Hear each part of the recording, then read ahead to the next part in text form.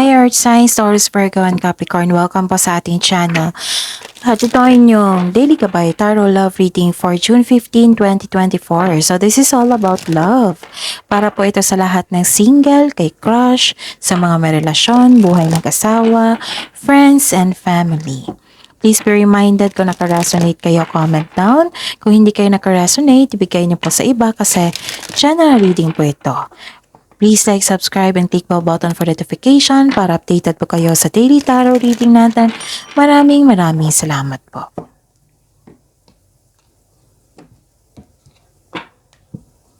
So huwag niyong kalimutan mag-subscribe sa ating channel.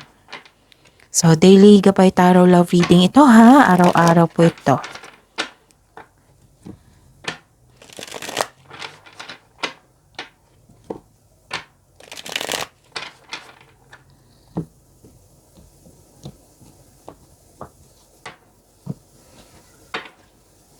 Spirits Guide, I need 4 cards po. Mga ganap, mga mensahe po para kay Taurus, Virgo, and Capricorn.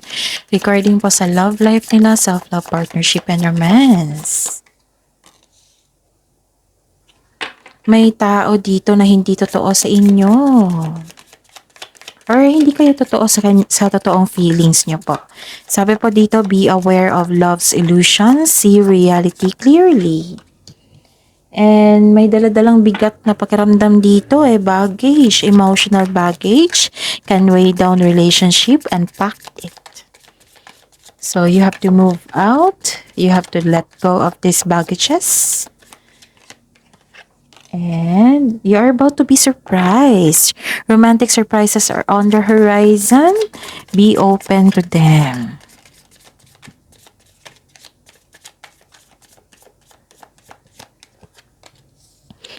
And hide away.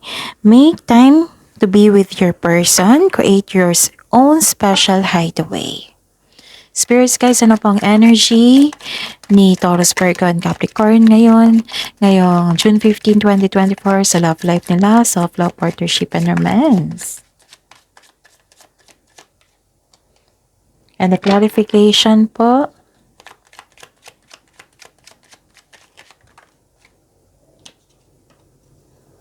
Okay. Disappointed kayo dito. Okay, may nakita ko ditong yes, may challenges po, may struggle. May nakita kong grief dito, sama ng loob din, sadness. Malungkot ka ngayon dahil sa pagkawala ng bagay tao or may naalala ka na cause ng trauma sa iyo. So, ang sabi po ng card dito, this is only temporary. Lilipas din po ito. I-acknowledge mo lang yung pakiramdam mo ngayon and i-release mo ito. Kung kailangan iiyak, iyak mo yan para ma-process mo na yan, okay? Kasi healthy thing to do tong pag-iyak Makakatulong ito para to ease pain. And this crying is a very healthy thing to do. Kasi mag-ease pain siya and cleanses our soul. Okay? At may nakita ko ditong may nakita ko ditong disconnection, hindi kayo walang pag-uusap, nagkaroon ng disconnection sa isang tao, walang pag-uusap, nagkaroon ng tampuhan, nagkaroon ng lack of inspiration and lack of concentration. What happened? And nagkaroon ng blockages po. Sabi po ng card dito, alagaan nyo po daw yung sarili nyo. Okay? And may concern dito na kung may buntis po, so kung may buntis po, sabihan nyo na magpa-check up sa doktor kung kailangan po. Okay? Spirits Guide, challenges na ma-overcome po ni Taurus, Virgo, and Capricorn. Ngayon, June 15, 2024, regarding po sa love life nila, self-love, partnership, and romance. I need 2 cards po. And the clarification po.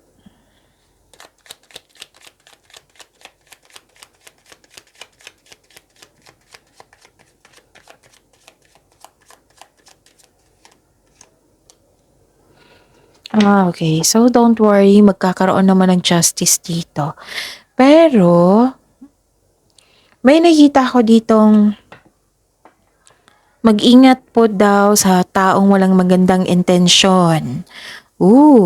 May nakita kong dictator dito, inhumane, very controlling, cold, ruthless, at hindi totoo sa kanyang sarili at hindi totoo sa inyo. Pero magkakaroon naman ng justice dito. Yes, may nakita akong justice and may nakita rin ako ditong pagbalanse. Pagbalanse sa oras to eh. Parang hindi kayo nagkaroon ng pagkakasundo kasi hindi balanse sa oras. Yung hindi enough time yung pagbigay ng oras sa iyo. Yung may advice kasi dito eh, balance yung work, i-balance yung panahon sa sarili at sa pamilya. Okay? Pero mag-uusap kayo dito. Spirits guys, kamusta ang isipin niyo po yung partner niyo. Even your crush. Yes, isipin niyo siya. Kunin ko yung energy niya. Kamusta ang feelings ng partner ni Taurus, Virgo, and Capricorn ngayong June 15, 2024? Feelings po niya. Dalawa agad.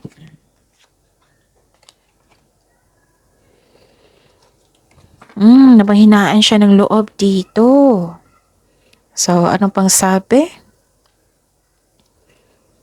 Nahihirapan siya sa pagbabago. Disappointed siya. This person felt defeated. Disappointed din siya kasi nagkaroon ng delay. Pwedeng delay sa pag-uusap, delay sa pagdating niya. Parang kailangan lumabas siya sa comfort zone. May pagbabago po, yes. Pero hindi niya tanggap ang pagbabago. Hindi siya willing mag-take risk. Parang ganun. And, may nakita ko ditong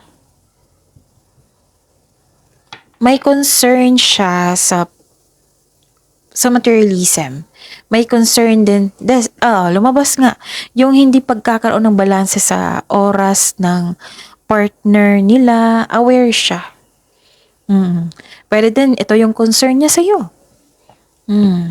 So, balansehin po daw ang oras dito. Yon. So, that is your reading, Taurus, Virgo, and Capricorn. See you tomorrow. Huwag niyo kalimutan mag-subscribe. Please like, subscribe, and click bell button for notification para updated po kayo sa daily tarot reading natin.